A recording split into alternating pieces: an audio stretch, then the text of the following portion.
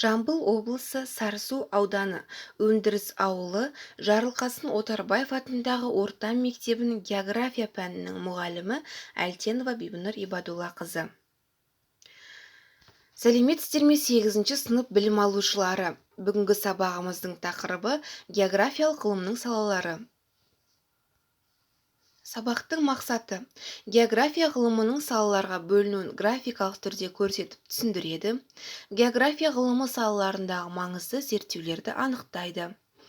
Бағалау критерийлері география ғылымының дамуына саяхатшылар мен зерттеушілердің қосқан үлестерін анықтап талдай алады. Географиялық саяхатшылар мен зерттеушілердің жүрген жерлерін картадан анықтай алады. Ғалымдардың ғылыми зерттеулеріне баға бере алады. Олай болса, білім алушылар, бүгінгі сабағымызды бастамас бұрын бейнефильмге назар аударайық. Сәлеметсіздер ме, құрметті оқушылар? Бүгінгі сабағымызды өткенге шолу айдарынан бастаймыз.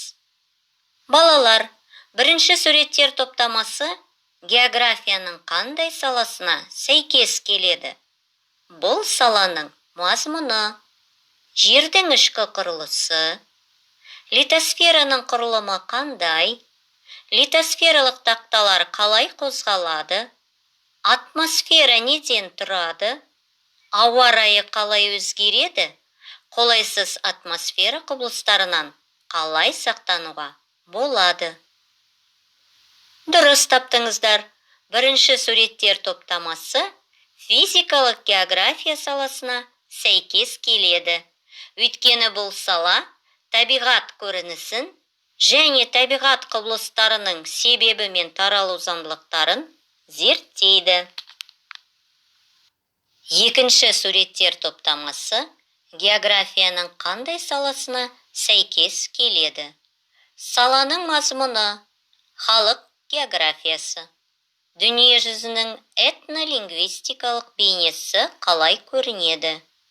Дүние жүзінің діни алуан түрлілігі неден көрінеді? Ғаламшарда аймақтар қалай құрылады? Дүние жүзі халықтары арасындағы достықты қалай нығайтуға болады? Дұрыс таптыңыздар. Екінші суреттер топтамасы әлеуметтік география саласына сәйкес келеді.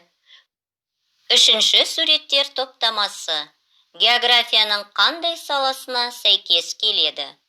Бұл саланың мазмұны келесі сұрақтарға жауап береді. Табиғи ресурстарды қандай белгілер бойынша топтастыруға болады? Табиғат пен адамдарға нұқсан келтірмейтіндей табиғи ресурстарды қалай игеруге болады? Транспорт инфрақұрылымы қаншалықты маңызды? Әлеуметтік инфрақұрылымының қажеттілігі неде? Дүниежүзілік шаруашылығының салалық және аумақтық құрылымы. Дұрыс таптыңыздар. Үшінші суреттер топтамасы экономикалық география саласына сәйкес келеді. Яғни оқушылар, география ғылымы ерте заманнан ақ екі үлкен салаға, физикалық және қоғамдық география болып екіге бөліне бастаған. Физикалық география дегеніміз жердің географиялық қабығын зерделейтін ғылымдар жүйесі. Ол географиялық қабықтың ерекшеліктерін және жер бетіндегі түрлі табиғи құбылыстардың арасында болатын өзара байланысты зерделейді. Қоғамдық география өз кезегінде екі үлкен топқа бөлінеді: әлеуметтік және экономикалық география, яғни халықты және оның шаруашылығын зерттеумен айналысады. Алдарыңызда бейнеленген суретте физикалық география зерттеу компоненттері. Бейнеленген ландшафт, жер бедері. Ол өзен, жануарлар мен өсімдіктер әлемі, метеорологиялық элементтер, мұздықтар, топырақ тәрізді компоненттерден тұрады. Бұл компоненттердің әрқайсысы физикалық географияның жеке бағыты бойынша оқылады.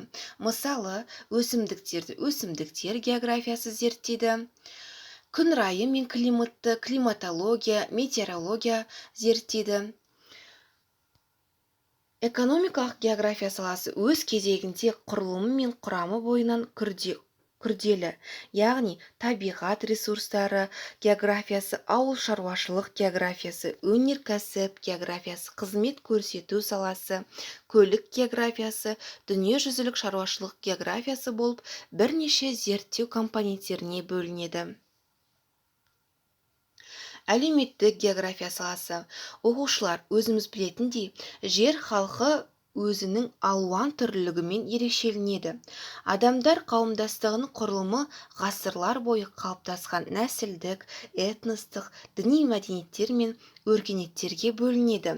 Соған байланысты әлеуметтік география саласы, дін географиясы, көші-қон географиясы, демография, этнография, мәдениет географиясы, геоурбанистика болып бірнеше зерттеу компоненттерінен тұрады.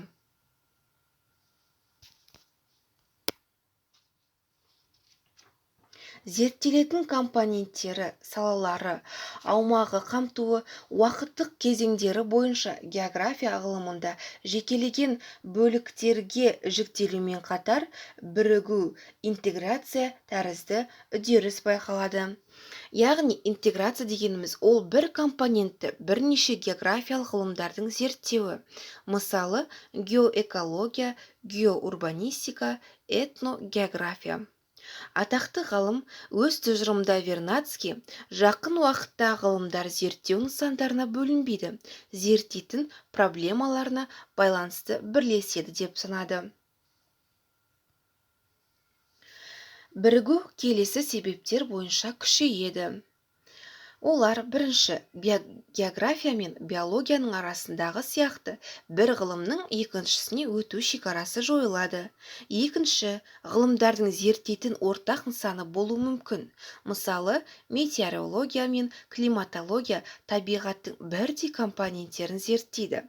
Үшінші, бір ғылымның зерттеу әдістерін басқа ғылымда қолдануға болмайды. Төртінші, ғылымдар толығымен бірлесуінен геоэкология, геоэкономика, геосаясат секілді ғылымдар пайда болады. География салаларының зерттеудегі өзекті бағыты адамзат қоғамын қамтитын мәселелерді шешу.